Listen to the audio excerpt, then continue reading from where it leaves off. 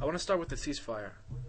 Every time that Palestinian factions ask for a ceasefire, they do so from a point of weakness. Why does the government agree to the ceasefire? The ceasefire is between Israel and the Palestinian Authority in the Gaza Strip. But the person who spoke to the Prime Minister, the only person that the Prime Minister is willing to negotiate and to talk with, to have a dialogue with, is with Abu Mazen. When Mahmoud Abbas phoned the Prime Minister, he called and he said, all of the Palestinian factions have agreed to the ceasefire. We don't think of this as a perfect ceasefire, but we're willing to give it a chance. If the moderates see that it's worthwhile, and worthwhile at the end for the Palestinians is that they have quiet. Quiet and stability is something which is good both to Israel and to the Palestinians. Even if they're using that quiet to smuggle in, as we're hearing in Knesset security committees, to smuggle in longer-range missiles which can now reach Ashkelon, and even if they're using that quiet to gain more time and to regroup and construct command and control centers in Gaza. First of all, nobody said that it's a perfect ceasefire. We have to put it within the context of where we live.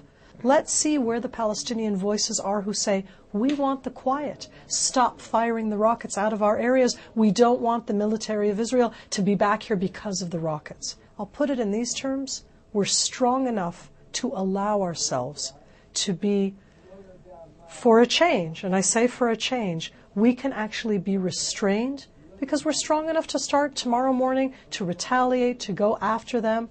Okay, let's turn our attention a little further afield to Iran. Are we dealing, in the view of the government, with a suicidal regime? Iran has never posed itself as a suicidal regime. I think that term is a little extreme, even for Iran.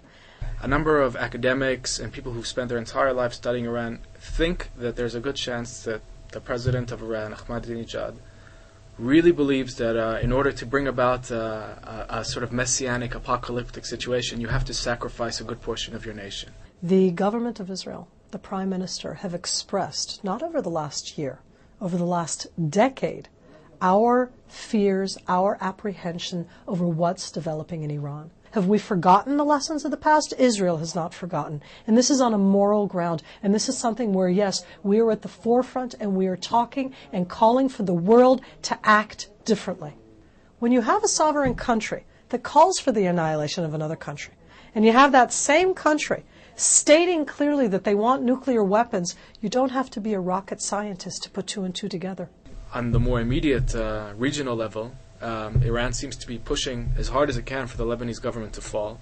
I will say that Israel is following day to day, hour to hour, to what is happening on the domestic Lebanese front. But I want to also add an additional aspect, that what Hezbollah is doing now, with Iran behind in Lebanon, has everything to do with their weakness in the aftermath of the fighting this summer.